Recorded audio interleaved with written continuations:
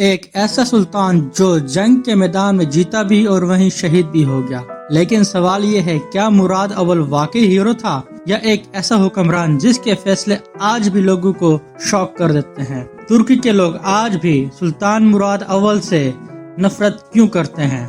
دوستو، یہ کہانی ہے اس سلطان کی جس نے سلطنت عثمانیہ کو صرف اناطولیہ تک محدود نہیں رہنے دیا بلکہ اسے یورپ کے دل تک پہنچا دیا۔ مراد اول ایک ایسا نام جو تاریخ میں طاقت، حکمت عملی اور قربانی کی مثال مانا جاتا ہے۔ جب وہ تخت پر آیا، سلطنت عثمانیہ ابھی اتنی طاقتور نہیں تھی، ہر طرف دشمن، ہر طرف بغاوت کا خطرہ، لیکن مراد نے فیصلہ کر لیا تھا یا تو جیت ہوگی یا پھر سب کچھ ختم۔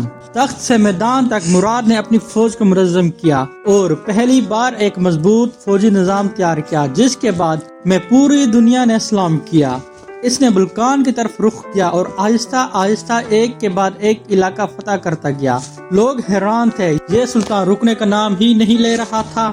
لیکن پھر آیا وہ لمحہ جس نے مراد کی شخصیت کو متنازع بنا دیا اور اس کا بیٹا ساوجی بیگ اس کے خلاف بغاوت کر دیتا ہے۔ سوچو، ایک باپ کے لیے کتنا مشکل فیصلہ ہوگا، تخت بچانا یا بیٹا، اور مراد نے وہ فیصلہ لیا جو تاریخ میں ہمیشہ زہر بحث رہا۔ اس نے اپنے ہی بیٹے کو سزا دی۔ یہیں سے لوگ کہتے ہیں کیا وہ ظالم تھا یا ایک مجبور سلطان؟ اور پھر آتی ہے وہ جنگ جس نے سب کچھ بدل دیا ہے، معرکہ کوسوو۔ ایک طرف مراد کی فوج، دوسری طرف یورپی اتحاد۔ جنگ اتنی شدید تھی کہ زمین خون سے لال ہو چکی تھی، لیکن آخر کار جیت مراد کی ہوتی ہے۔ مگر کہانی یہیں ختم نہیں ہوتی۔ جنگ کے بعد ایک زخمی سپاہی چپکے سے آگے بڑھتا ہے اور اچانک سلطان مراد پر حملہ کر دیتا ہے، اور یہی میدان جنگ میں مراد اول شہید ہو جاتا ہے۔ ایک سلطان جو پوری زندگی جنگ کرتا رہا، آخر میں اسی میدان میں اپنی جان دے دیتا ہے۔ آج بھی ترکی میں مراد اول کو ایک بہادر اور عظیم سلطان مانا جاتا ہے، لیکن اس کے کچھ فیصلے آج بھی بحث کا حصہ ہیں۔ ناظرین، یہ بات غلط کہی جاتی ہے کہ ترکی کے لوگ آج بھی سلطان مراد سے نفرت کرتے ہیں، یہ بات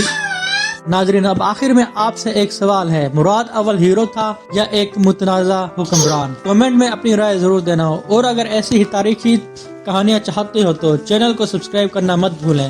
ہماری ویڈیو پہ آنے کا شکریہ، اپنا خیال رکھیے گا، اللہ حافظ۔